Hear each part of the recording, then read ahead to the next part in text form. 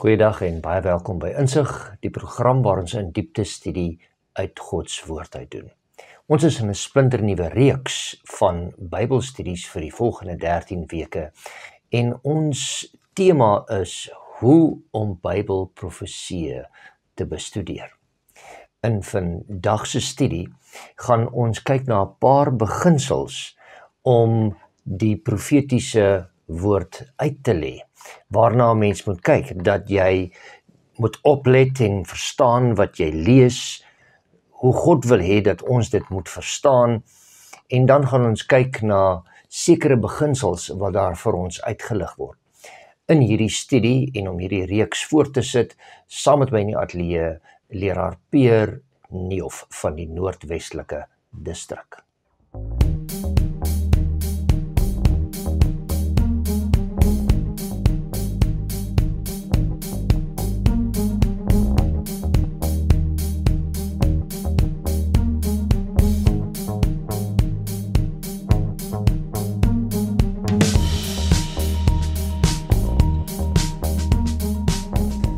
Goeiedag, leraar Peer, hoe gaan dit met jou? Ons is bly om jou terug te hê in die ateljee waar ons weer kan saam studeer.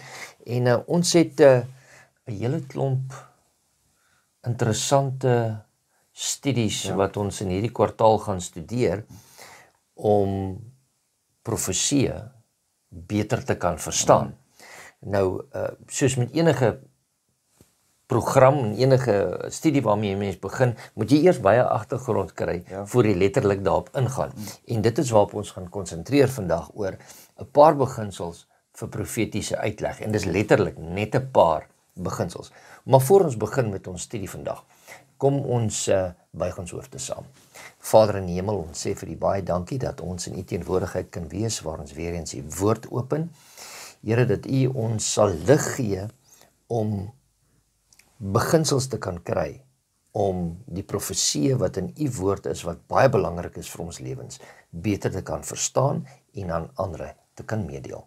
Dit bid ons in Jesus naam. Amen. Amen.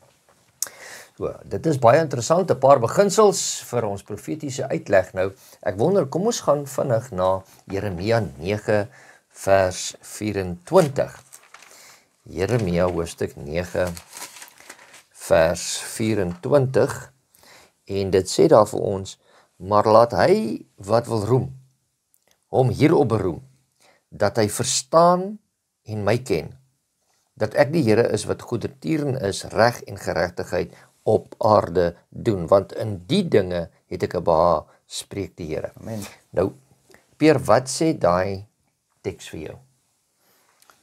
Wel, ek dink dit is, as hy wil roem, en daar is verse wat sê, ons moenie roem, so onsself beroem nie. Ja. Maar as ons roem dat ons die Here ken. Okay, ja, dit staan in Romeine wat Paulus vir ons sê. Nou hierso dink ek is dit baie belangrik, en ek sê, dat hy my ken, en dat hy die Here wat goedertierenheid, reg en geregtigheid op aarde doen. En ek dink die Here het vir ons profeseë gegee, en ek baie keer hou ons nie daarvan om profeseë te lees nie. Ek dink daar's 'n tendens dat ons bly eerder weg, ons verstaan nie, so kom ons bly weg. Maar die Here sê ons moet hierdie goeders lees, dat ons kan verstaan, en dat hy deur die Heilige Gees vir ons daai inspirasie kan gee om dit te kan verstaan. En dit is eintlik belangrik vir ons elke dag lewe en vir ons geestelike groei. Om dit mooi te kan verstaan, en dan die mooi ding, ek wil amper sê, hierdie teksvers sluit aan eintlik by ons vorige kwartaal, ons vorige reeks studies wat ons gehad het, wat gepraat het oor die liefde en geregtigheid van God. So die Here sê, jy moet die woord ken, jy moet die woord kan verstaan, jy moet dit kan verklaar, sodat jy my beter kan verstaan. Amen. So dit is waaroor ons na profeseë kyk, ja. Om die Here beter te kan verstaan, want profeseë word vir ons gegee, sodat ons dit net so beter kan laat verstaan. So een van die eerste dinge waarna ons kyk, is wanneer ons lees, en ons het dit altyd op skool gedoen, het ons altyd 'n begripstoets gehad, nee, ons onthou nog daai dinge van, dis jare terug, maar ons het 'n begripstoets gehad. Dan moet jy 'n gedeelte lees, en dan vra hulle vir jou vrae uit daardie gedeelte uit. So, wanneer 'n mens die woord van God lees, dan moet jy oplet na dinge wat uit die woord uitkom, en baie keer kom mense, en ek het al jare terug 1 of 2 keer gaan sit as mense lees, dan lees hulle 'n vers en sê hulle, ek dink die vers sê dit.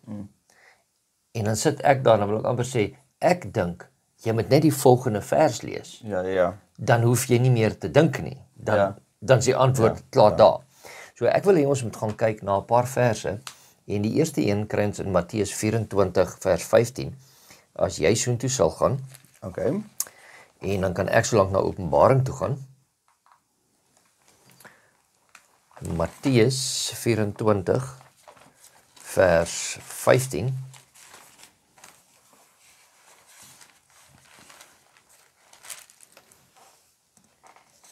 Jy kan hom maar lees as jy hom het. Okay, Markus 24 vers 15. Daarom wanneer julle die gruwel van verwoesting waarvan die profeet Daniël praat op die heilige plek sien staan, laat die wat lees goed begryp. Wat sê dit praat nou daar vir ons van as jy hierdie gruwel sien, maar wat sê aan die einde van daai teksvers? Hy sê, en dit is wat mooi is, laat die wat dit lees goed begryp. Met ander woorde, daar moet 'n begrip wees in dit wat jy lees. Ja. Sodat jy nie net dit lees en dan net sê, o, kyk, ek begryp dit nie. Ja. En Openbaring 1 vers 3 sê, salig is hy wat die woorde van die profesie lees. Okay, salig, gelukkig is hy, dit sal goed gaan met hom wat die profesie lees, en dan sê dit daar, en die wat dit hoor, met ander woorde, as jy dit gelees het en iemand anders luister ook daarna, hy sal ook daarin geseën word, en bewaar. Met ander woorde, jy moet dit lees, jy moet dit hoor, jy moet dit bewaar. Wat daarin geskrywe is, want die tyd is naby.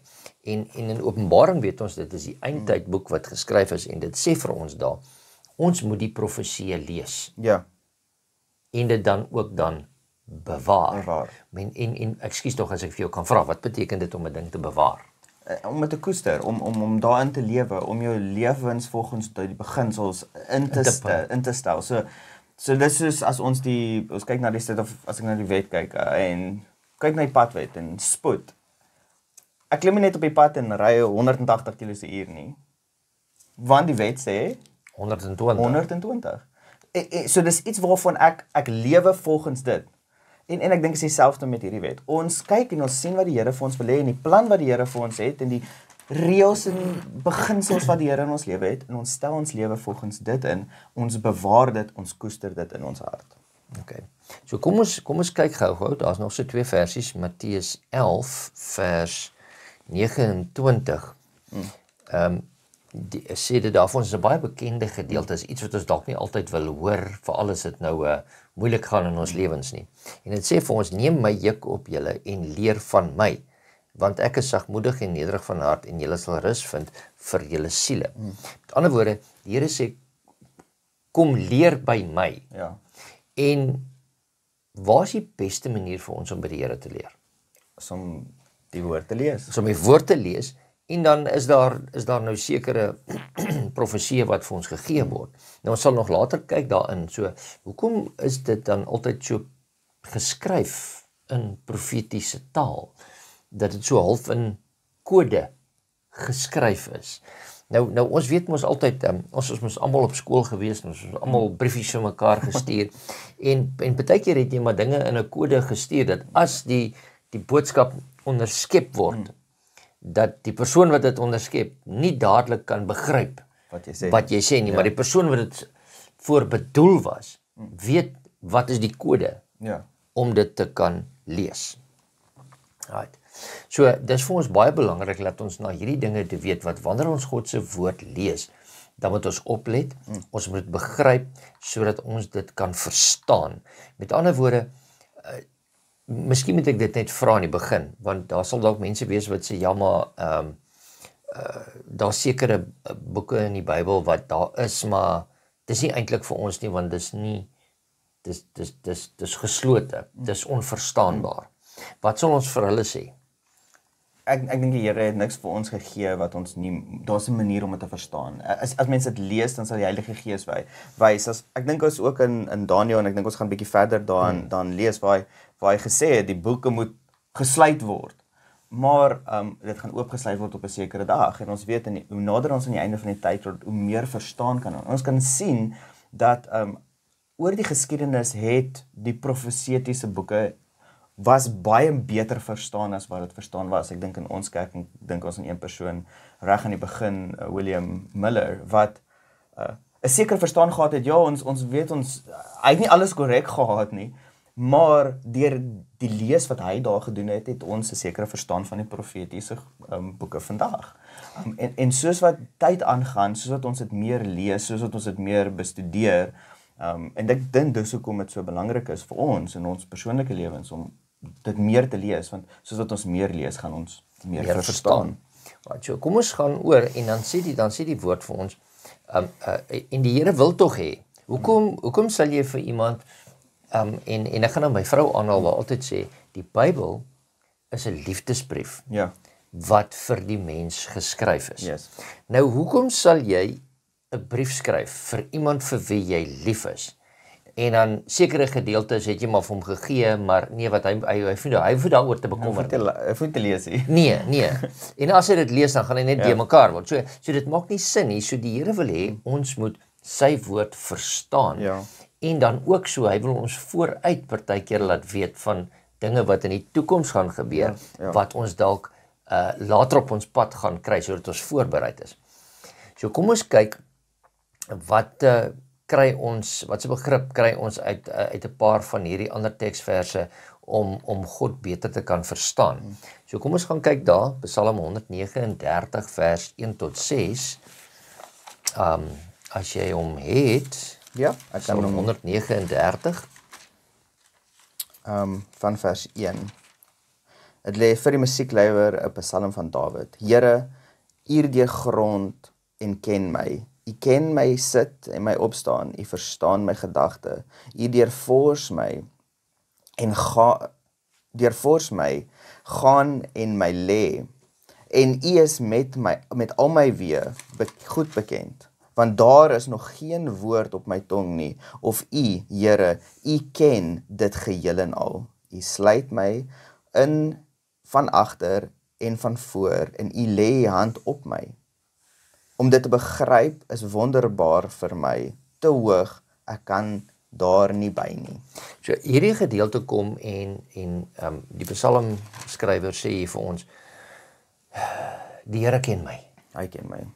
Hy ken my sit en my staan en my lê en wat Alles, ek volgende gaan voor doen. en agter.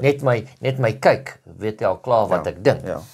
En wat Dawid op die einde van die dag sê, ja, die Here ken my, maar my begrip is nie te goed nie. Ja. Om selfs te begryp dat die Here my so goed verstaan, is bo my vuur maak bly. Ja. So daar's 'n verskil tussen hoe God verstaan en hoe die mens verstaan. Ja.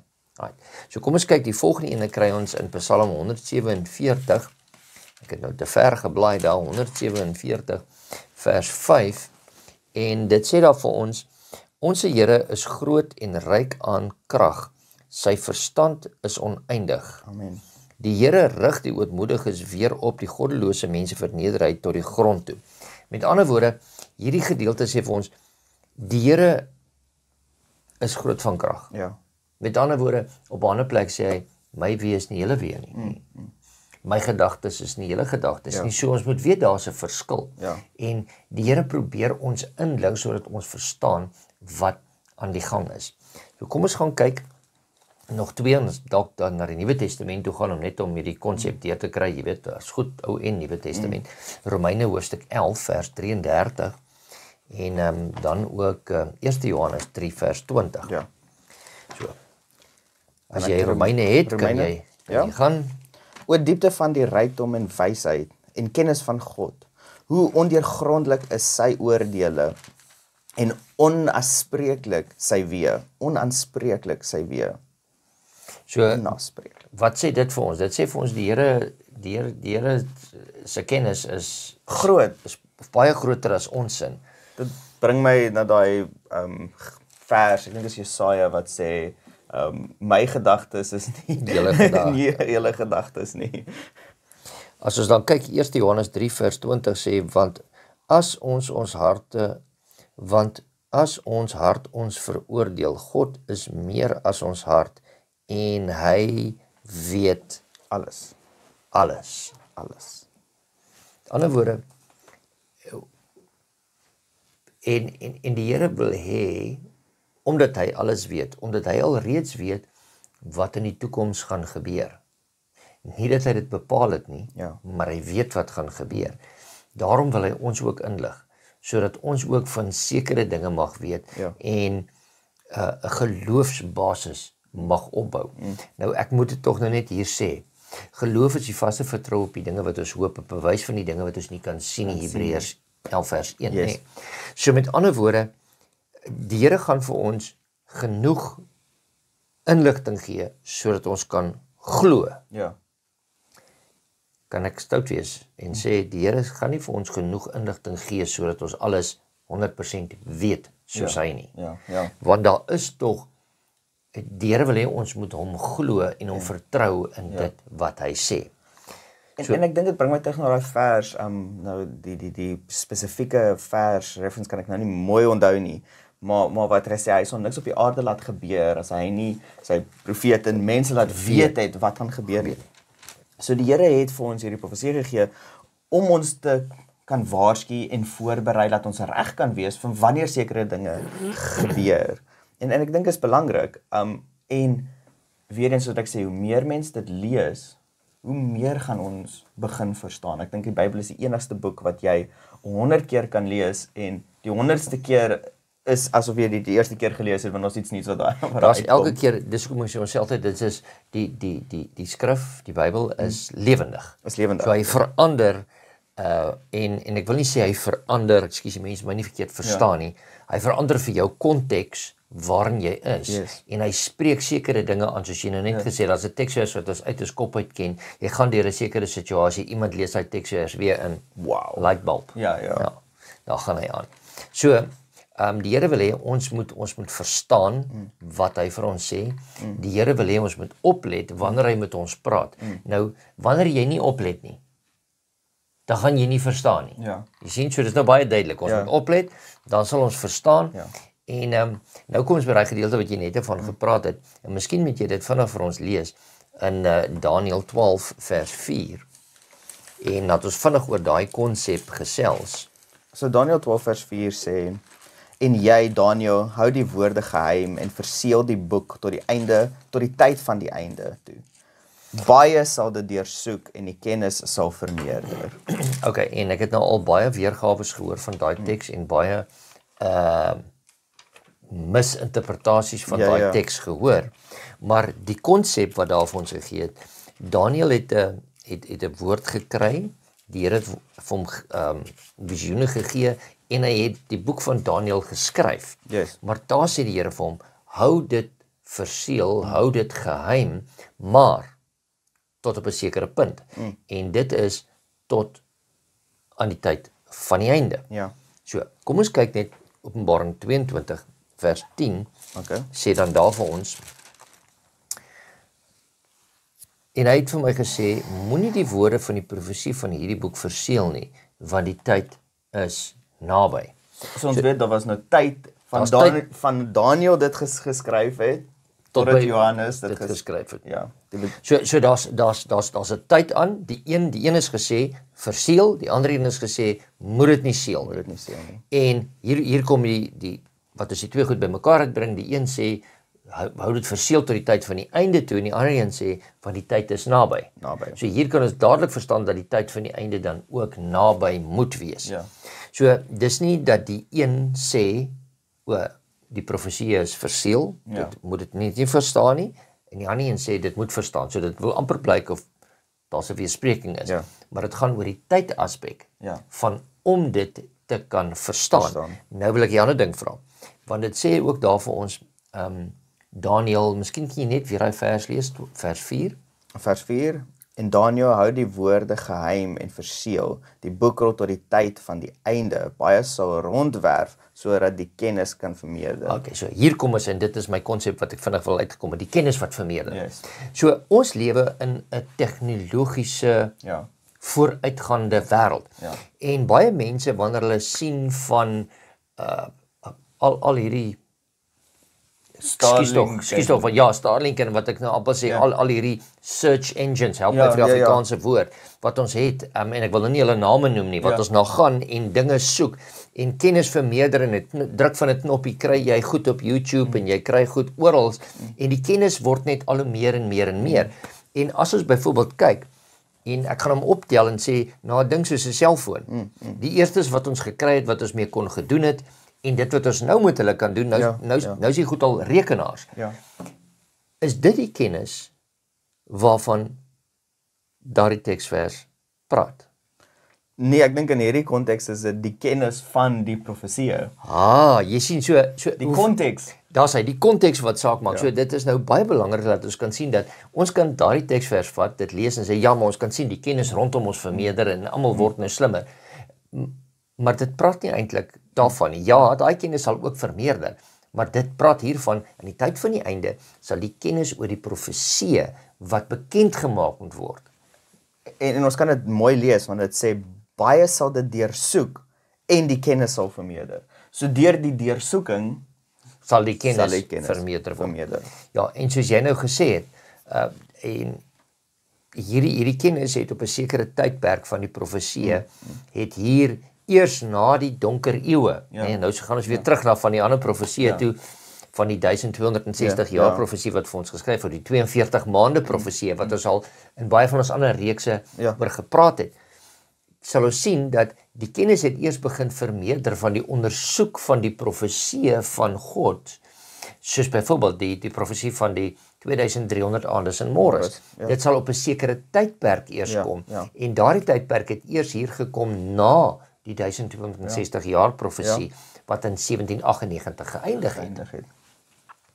So dit is wanneer die kennis gekom het, en dit is soos wat jy gepraat het van wanneer William Miller, en nie net hy alleen nie, baie ander die profesie bestudeer het, en geweet het, dat daar iets groots gaan gebeur. En op pad is. Ja. So dit is baie belangrik vir ons om God se woord te bestudeer. Met ander woorde, ons het nog gesê, ons moet oplet, ons moet begrip kry, en die Here wil dinge in ons openbaar, dis nog 'n punt wat ons opgetel het, en nou sien ons daar, ons moet God se woord bestudeer. En wat ek nou gesê het is, Peer, ons moet God se woord bestudeer. Woord. Van harde bladsy tot harde bladsy. Moet ons dit alles lees en verstaan. Met ander woorde, sodat dit die Bybel vir ons sy eie antwoorde kan gee. So kom ons gaan kyk na 'n paar van daai verse wat ons daar het, en ons kan gaan kyk na Matteus 5 vers 18, dan kry ek so lank vir ons 2 Timoteus. Matteus 5 vers 18. Want voorwaar ek sê vir julle, sodat die hemel en die aarde voordat die hemel en aarde verbygaan, sal nie een jota of titeltjie van die wet ooit verbygaan totdat alles gebeur het nie. So nou kom 'n vraag gou vir jou, want ek weet jy het Hebreëus gehad op college. So wat is 'n jota en wat is 'n titeltjie? Dis 'n klein merkies as men na die oorspronklike Hebreëse taal kyk, wat gemerk is. En dit is basies om te identifiseer, dis die vokale, as ek dit nou so kan stel. En dit is klein merkietjies. Die J lyk amper soos 'n kommaatjie. En die titeltjie is 'n kolletjie. Punt wat ons nou verstaan. Met ander woorde, en dit baie keer verstaan ons dit nie in ons taal nie, maar dit is soos om 'n streepie van die T af weg te vat. As jy 'n T maak en dan skryf, meeste van ons skryf vas, en dan kan daai T amper as 'n ander letter ingesien word, en dan betekenis die woord se betekenis verander in Hebreëus, wanneer dit verander. So die Here sê, alles sal dieselfde bly, daar sal geen verandering wees tot die einde nie. Nou 2 Timoteus 3 vers 15 tot 17 sê, en dat jy van kleins af al die heilige skrifte ken, wat jou wys kan maak tot saligheid deur die geloof in Christus Jesus. Die hele skrif is deur God ingegee en is nuttig tot lering, tot weerlegging, tot teregwysing, tot onderwysing in die geregtigheid, sodat die mens van God volkome kan wees, vir elke goeie werk volkome toegerus.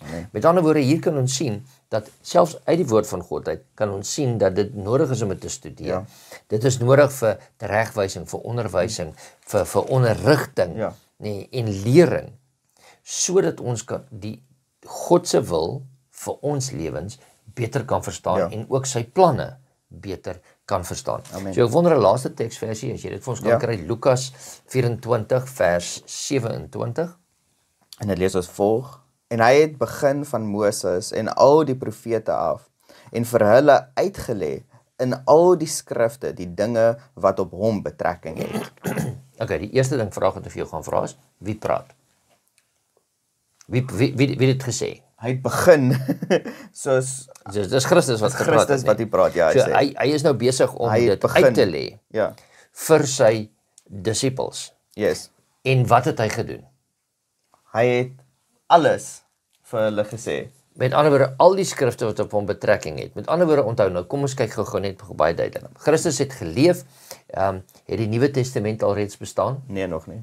So hy het vir hulle na die Ou Testament toe gevat. Yes. En hy het vir hulle al die profeseë wat vooruit gewys het op die lam van God, wat sou kom, het hy vir hulle gewys. En ek dink van Moses af, wat Moses geskryf het in Moses se boeke, en ek wil amper vir jou sê, daar in Genesis 3 vers 15, wat die eerste profesie vir ons gegee is, dat die slang, die saad se akskind sal byt, maar die saad sal sy kop vermorsel. Dis waar hy begin het. En dan kom ons ook daarso by die lam wat geslag is, en wat weer vooruitwys. So, dit is belangrik vir ons dat ons nie net na die verlossingsplan kyk, deur net te kyk na die evangelies nie, maar ons moet die hele Bybel bestudeer, om te sien, dis 'n goue draad wat volg, sodat ons daarna kan kyk. So dis baie belangrik vir elkeen van ons. Okay, nou hier kom ons nou by 'n baie interessante konsep. As ons nou kyk na die profeseë, dan baie keer sê ek, en ek gaan nou iets sê, en dan wil ek hê die mense moet nou baie mooi luister en sê,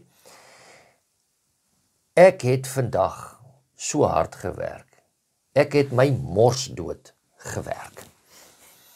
Het ek dit letterlik bedoel, of het ek dit figuurlik bedoel? Ek sou hoop is figuurlik. Want as dit letterlik was, het ek nie nou hier gesit nie. Ja. So ons moet verstaan dat in ons alledaagse taal praat ons letterlik, partykeer en in dieselfde sin dan praat ons iets van wat figuurlik is, wat ons net 'n spraakmodel gee, sodat mense dit kan verstaan, of hoe moeg ek is, of hoe hard ek gewerk het, as jy wat wil sê. So die Bybel praat ook so ons moet ook baie duidelik kan verstaan dat ons moet weet daar is letterlike en figuurlike goed wat vir ons uitgelig word. En ek dink dit is belangrik, want ek dink die Here, as ons kyk na die Bybel, het hy vir ons stories en figure gegee om dit beter te kan verduidelik, om dit in ons menslike taal te kan sit, dat ons dit kan verstaan.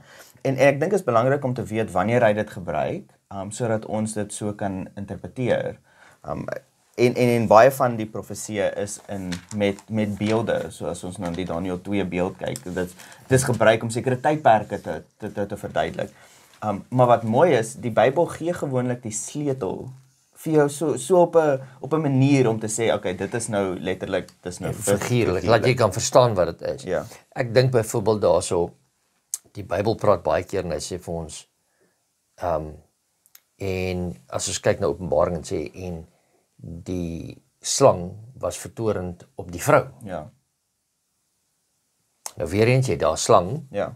dit was nie 'n letterlike slang nie, ons weet almal na wie verwys ons as na die slang verwys, en hy sê hy was vertorend op die vrou, maar dit gaan nie soseer oor 'n vrou letterlik nie, dit gaan oor die figuurlike ene wat dan die kerk voorstel.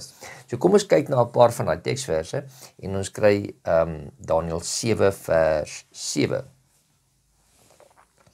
En dit sê dat vir ons, daarna het ek in die naggesig gesien, en kyk, daar was 'n vierde dier, vreeslik en skrikwekkend en baie sterk, en dit het groot eystertande gehad, Dit het verslind en vermorsel en die oorskot van sy pote vertrap en dit was verskillend van al die diere wat voor hom gewees het en dit het 10 horings gehad.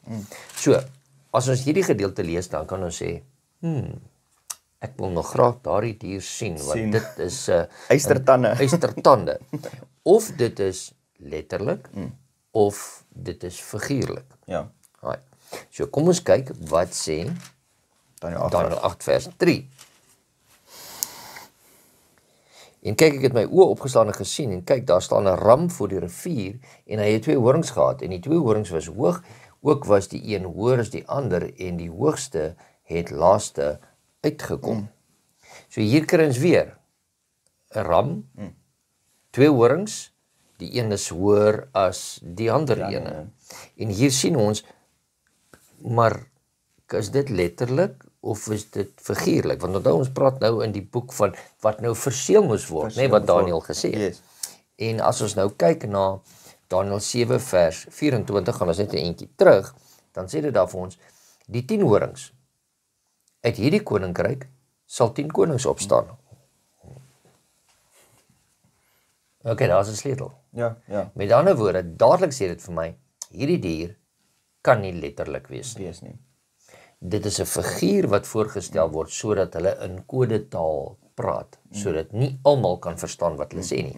En dan sê dit daar verder, en 'n ander een sal na hulle opstaan en hy sal verskillend wees van die vorige en 3 konings neerwerp. Met ander woorde, hier sien ons daardie is dit letterlik, hierdie diere wat hiervan gepraat word, of is dit nou ewe skielik figuurlik? Dan sien ons nee, dis figuurlik. Want sodra ons na 'n letterlike ding soek, dan mis ons die hele profesie. Ja. Ons sal nie 'n dier met daai eislike tande of die ram met die 2 horings Kry en nie. wat En ek het al in die verlede mense gehad wat gesê het, hulle wag, want daar sal sulke diere wees, so as daai diere daarvan op die nuus lees of iets van dit hoor, dan moet ons weet, dis nou die tyd van die einde is nou naby. So kom ons kyk na byvoorbeeld nog 'n voorbeeld, ons gaan kyk na Openbaring 1 vers 16, as jy dit het, kan jy hom vir ons lees. Openbaring 1 vers 16, en in sy regterhand het hy 7 sterre vasgehou, en die skerp, tweesydige swaard, het hy uit sy mond uitgehaal, en sy aangesig, wat soos son, wat geskyn het in sy krag. Met ander woorde, letterlik, figuurlik. As jy hoor wat ek sê, letterlik lyk 'n bietjie vir my, ek wonder. Ja. Figuurlik kan dit vir my dalk sin maak. Ja. As ek gaan na Efesiërs 6 vers 17 toe, dan sê dit, en neem aan die helm van verlossing, die swaard van die Gees, dit is die woord van God. Weereens, nou kom dit hier so, die Bybel begin nou ewe skielik vir jou 'n verklaring te gee van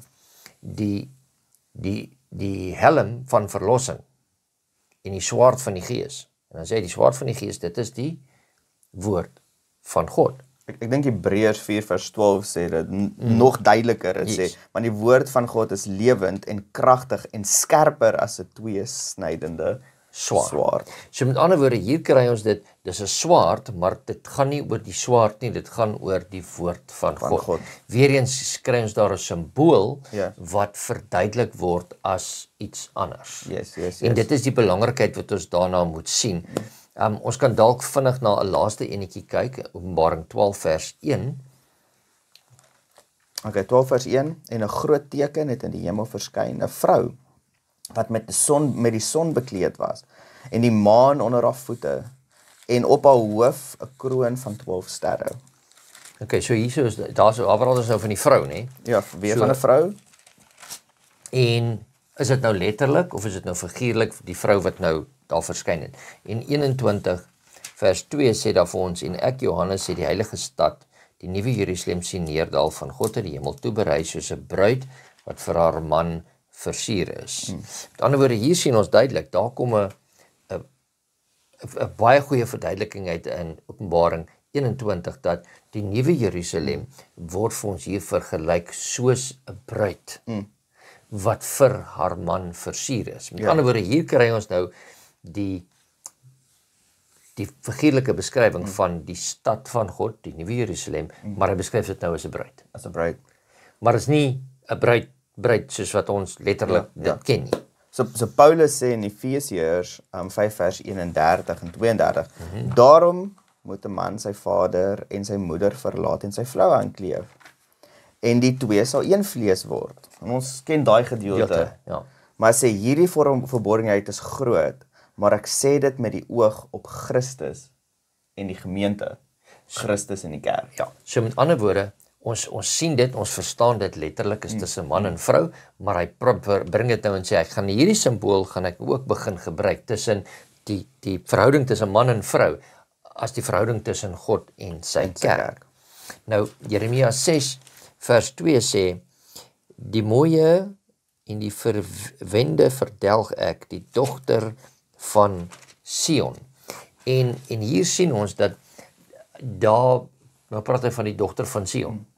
Maar dit is nie na die dogter waarna hy verwys nie. Hy verwys eintlik na sy kinders. Sion, Jerusalem, wat daar is. So met ander woorde, hier sien ons en wanneer ons lees, dan moet ons begin besef, is dit 'n letterlike interpretasie of is dit 'n figuurlike interpretasie wanneer ons daarna lees? En ek dink dis eintlik gee vir ons die Bybel gee vir ons die sleutel. En dis hoekom dit so belangrik is om die woord te bestudeer. Want as ons nou net daai vers net so lees, dan gaan ons in moeilikheid beland. Want alles wat ons gebruik om daai vers te verstaan, is in daai een stukkie wat ons lees. Maar sodra jy die woord bestudeer en jy sien daai goue draadjie, om het vroeër gepraat van daai goue draadjie wat deur die hele skriftuur gaan en jy lees dit en jy kleur die prentjie in, want die Bybel kleur homself in. En dit gaan ons gaan dit eers kan verstaan as ons die woord deeglik daagliks bestudeer. En dis wanneer die Heilige Gees daai prentjie vir ons begin inkleur, soos wat ons die woord verstaan en hoe ons meer leer en hoe hy meer uitbring vir ons. En ek dink dit is belangrik dat ons as ons hierdie gedeeltes lees, ons moenie bang raak nie, maar ons moet eerder lees om daai verklaring te kry en dit te kan verstaan. Ja.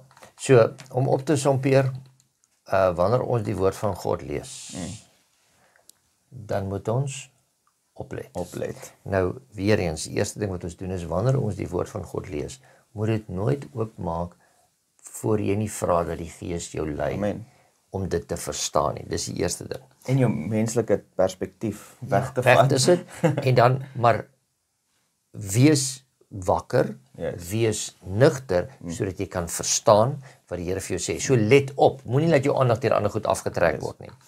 Die tweede ding is, die Here wil hê, dat ons hom moet verstaan. So, wanneer ons daai begripstoets lees, lees dit om te verstaan, sodat jy antwoorde later kan kry.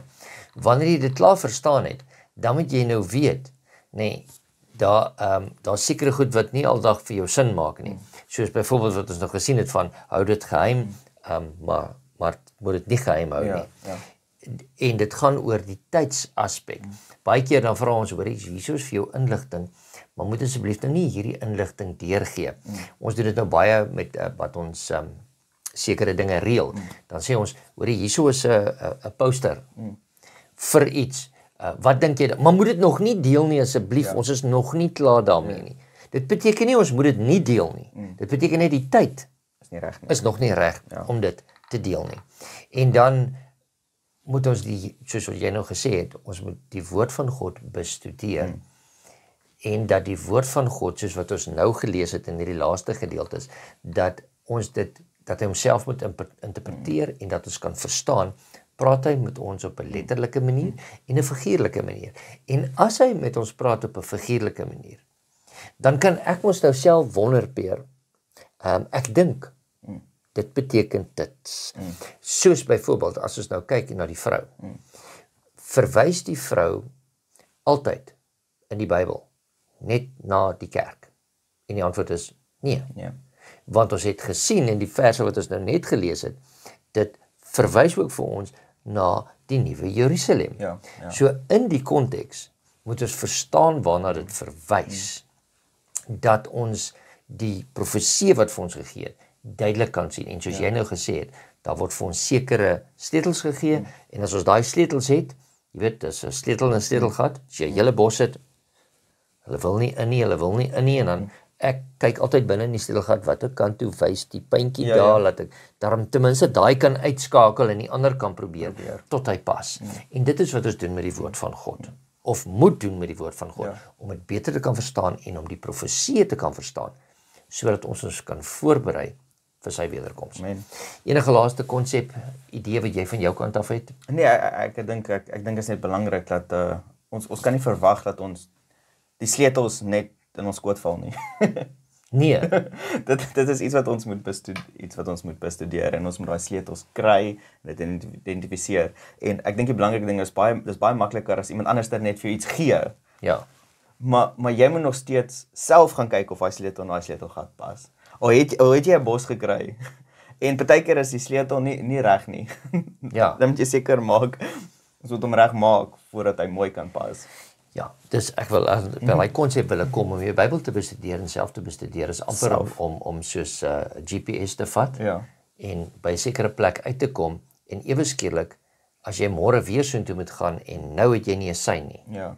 Dan weet jy nog steeds nie hoe om te kom nie, al was jy van tevore daar want jy het nooit gekyk en opgelet in jou omgewing nie. En dit is hoekom ons die Bybel self moet bestudeer en nie net op ander moet wag om dit vir ons te doen nie. Pierre, dit was goed om jou in die ateljee te hê. Sal jy vir ons afsluit met 'n gebed? Kom ons sluit die oë saam. Dankie liewe Heer dat U ons God en ons hemelse Vader is. Dankie Heer dat U vir ons U woord gegee het wat ons kan bestudeer, dat ons meer van U kan leer. Heer, ek bid dat U elkeen van ons en die kykers sal lei, Heer, dat ons 'n dieper verhouding met U sal hê en dat ons meer van U wil verstaan. Heer, ek dank U dat U dit vir ons gegee het. En Heer, dat U die Heilige Gees gestuur het om ons te vul wanneer ons U woord lees. Wees met ons, laat ons hier weggaan en waar ons U woord bestudeer is ons gebed in Jesus naam. Amen. Amen.